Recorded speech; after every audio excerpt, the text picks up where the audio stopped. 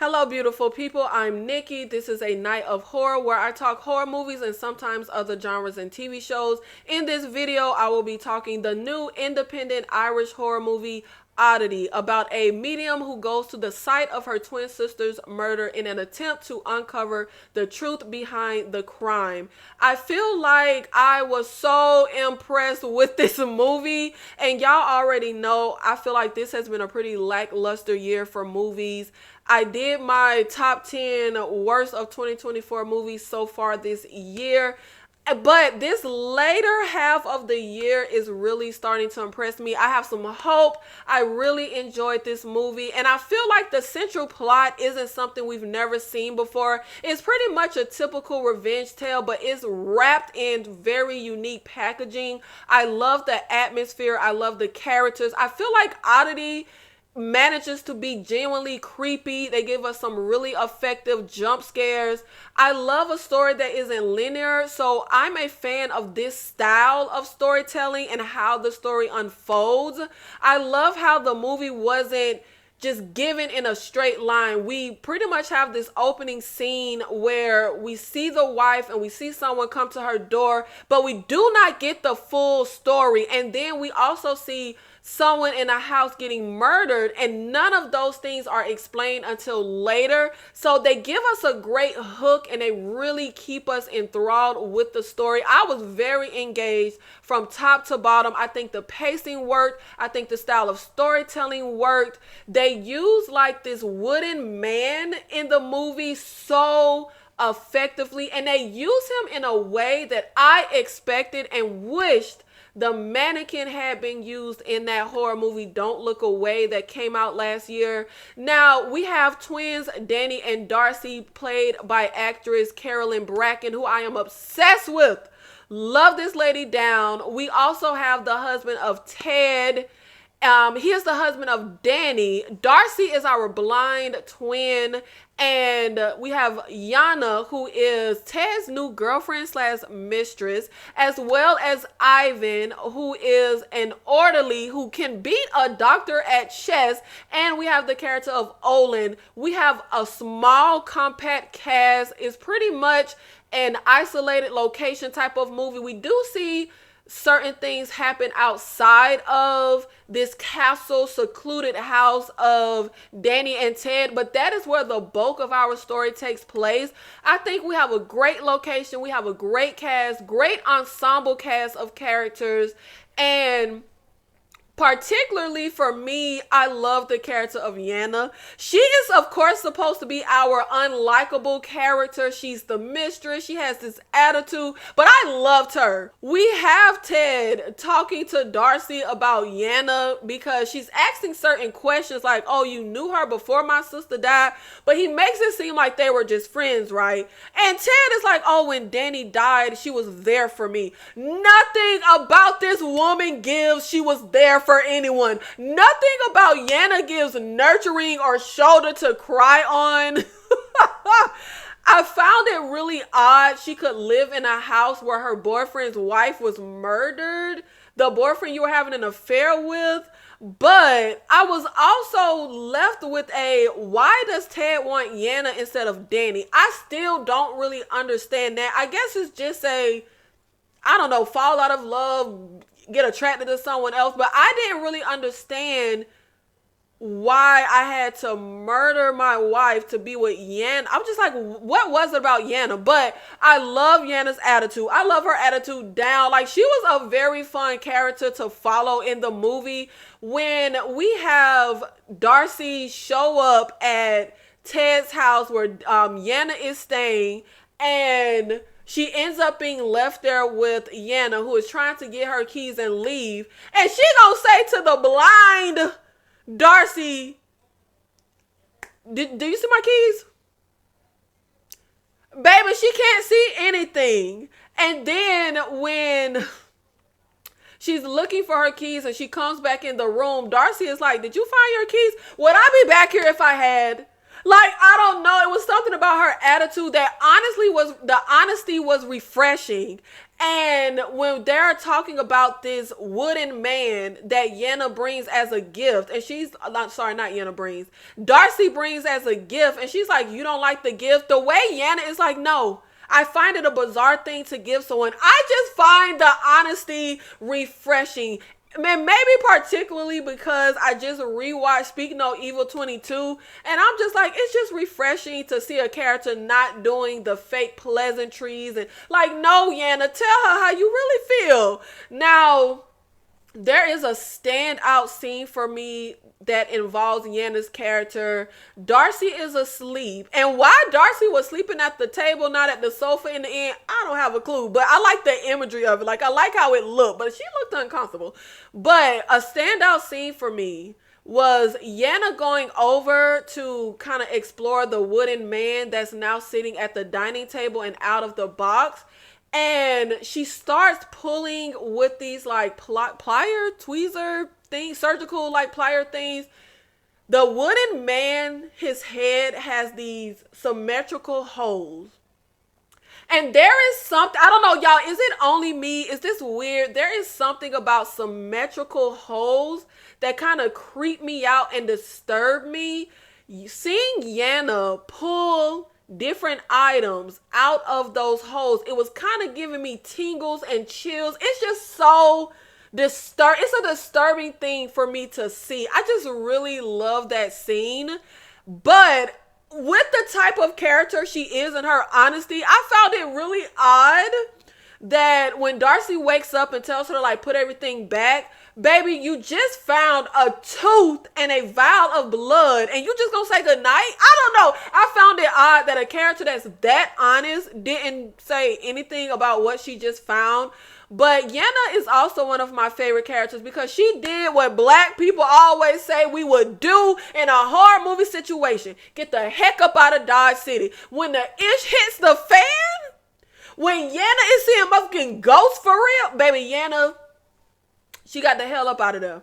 She ran out of there. And I love when we get to the end of the movie and we hear a voicemail that she leaves for Ted. Like, 2 people have now been killed in that house. For you to still be staying there, something is wrong with you. Do not ever call me again. Like, baby got the hell out of there. Baby wasn't playing.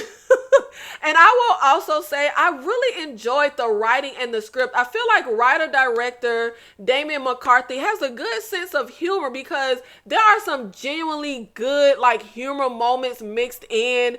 The Have You Seen the Keys to a Blind Person? We have Olin, who only has one eye.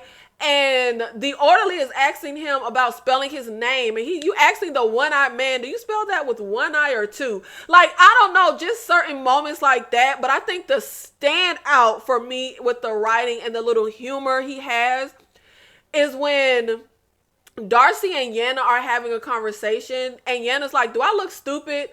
I'm blind. I don't know what you look like, but you sound stupid. Baby, the what? Yo, yeah, like... Just so good. I also feel like this movie, like I said, has a classic horror opening sequence.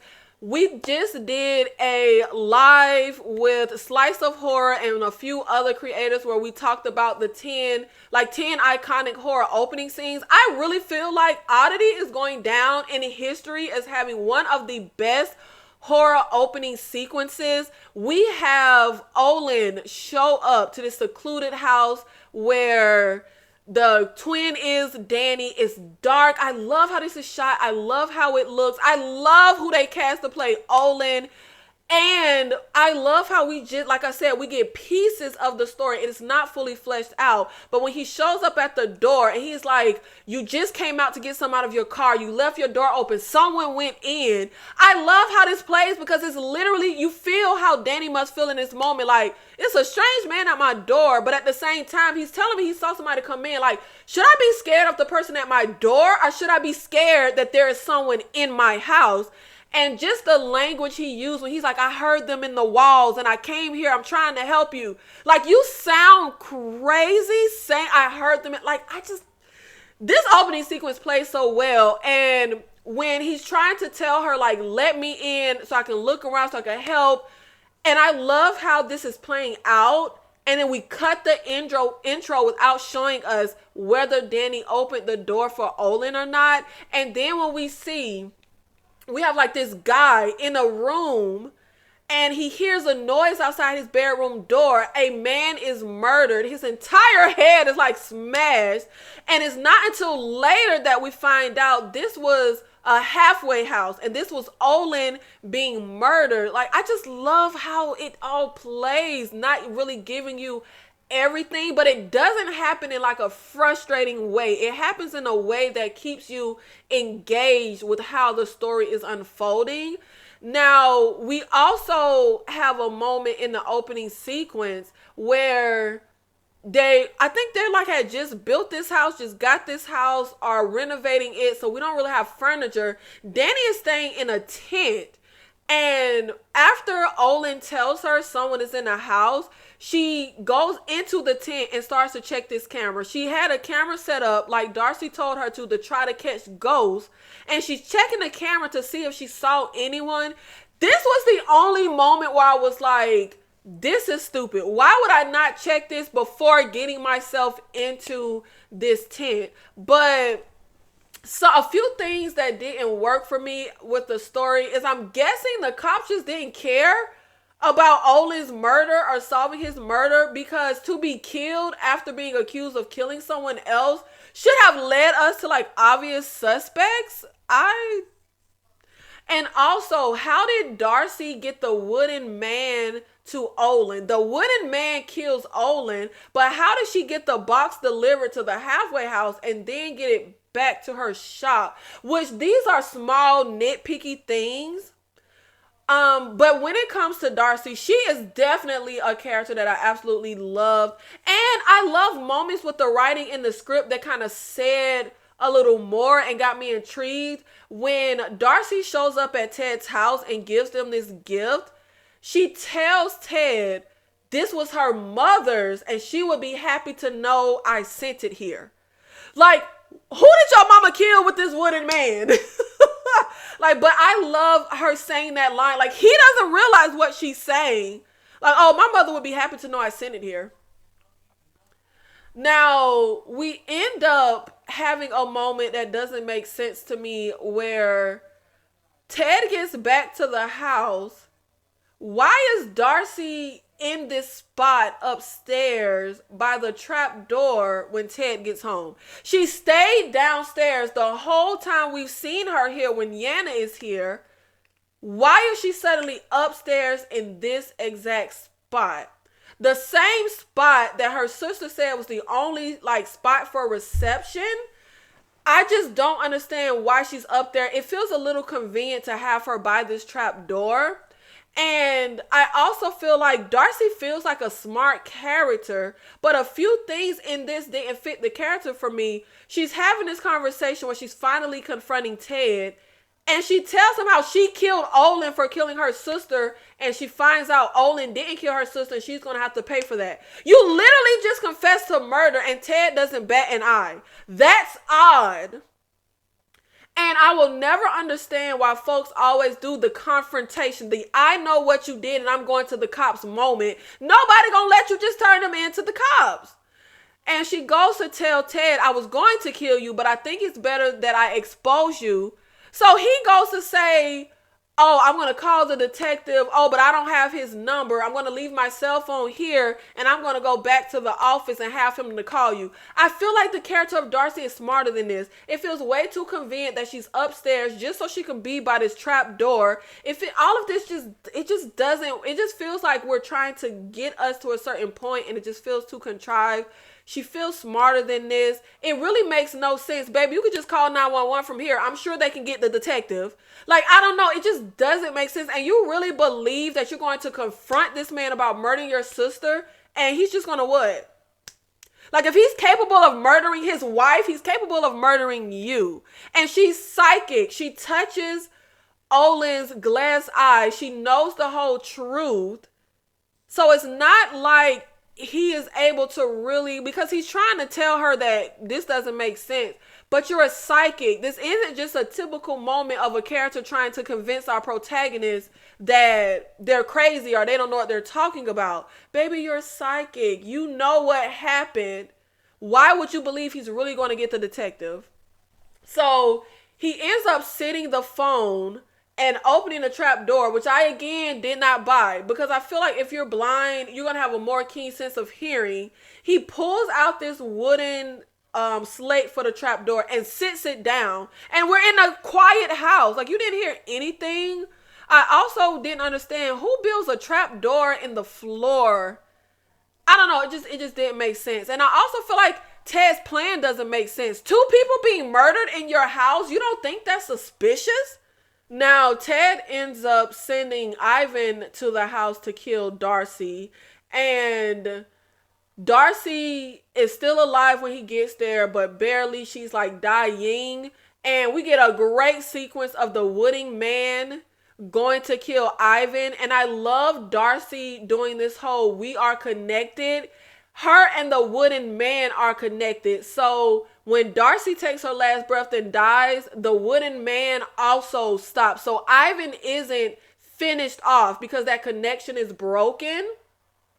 Now, I like in the visuals where throughout the movie, they're showing us this patient with these face straps like Hannibal Lecter or something throughout the movie. And then at the very end, Ted uses him to kill Ivan. Like, it was just moments like that that I really, little details like that I really appreciated. But I also feel like it doesn't make sense, because how are you going to explain this patient getting loose to kill Ivan? But I guess that maybe doesn't take a lot of explanation. I mean, I guess patients maybe break out or get loose or get free all the time. But I will say, when we get to the end, I wish Ted had been exposed and not just killed, because I feel the way Darcy was saying, anytime I watch movies like this, I'm always like, why do we always just kill the person? Like, I want them to be exposed. I want them to get like a comeuppance. I wish he would have been exposed and not just killed. And when we get to this ending sequence, so Darcy has a shop where she sells these trinkets, and she says they're all cursed, and she lifts the curse when people buy them. But this one item in particular was is associated to a dead bellhop. And if you ring the bellhop appears and kills you, and the previous 2 owners were killed. So she ends up mailing this to Ted, and I feel like she mailed this as like an insurance policy, as like a backup plan in case her wooden man didn't get the job done. And of course, we know with Ted's arrogance, he's going to ring the bell. And I love this ending sequence. I love how this ends. I mean, the ending shot of Ted with the dead bellhop behind him, the music, the song they chose. I love this song that they chose. You never knew how it would feel to be left all alone. Now you know. Just so, oh my God, great song placement. I ended up giving Oddity a 4 out of 5 on Letterboxd when I first saw it. Now on my rewatch, I gave it 5 out of 5. I really feel like this has some of the most brilliant and effective horror I have seen in a long time. And at this point in the year, this is my #1 favorite movie of 2024. But let me know down in the comments, how did you feel about Oddity? I'll see you in the next one. Thank you. Goodbye.